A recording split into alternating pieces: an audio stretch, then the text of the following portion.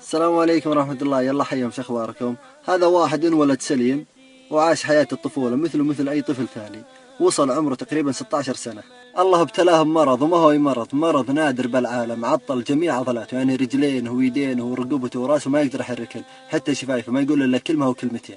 يعني ما ابو شيء سليم الا عيونه. جلس يسولف مع نفسه يقول وش راح تكون نظرة الناس لي، أهله وأقاربه وأخوياه والمجتمع نفسه. طبعا واجه صعوبة لكنه ما استسلم. كمل دراسته ودخل الجامعة وتخصص هندسة كهربائية وتخرج بدرجة امتياز. حاليا عنده 8 شركات وتحت إدارته أكثر من 10,000 موظف.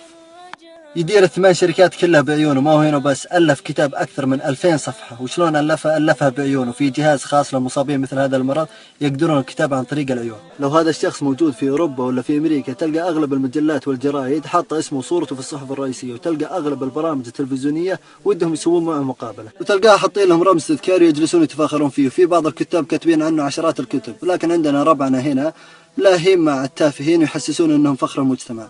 قصة اليوم اللي قلتها لكم، هذا الواحد سعودي اسمه سلطان العدل. طبعا يدير 8 شركات وتحت إدارته أكثر من 10,000 شخص يديرهم بعيونه.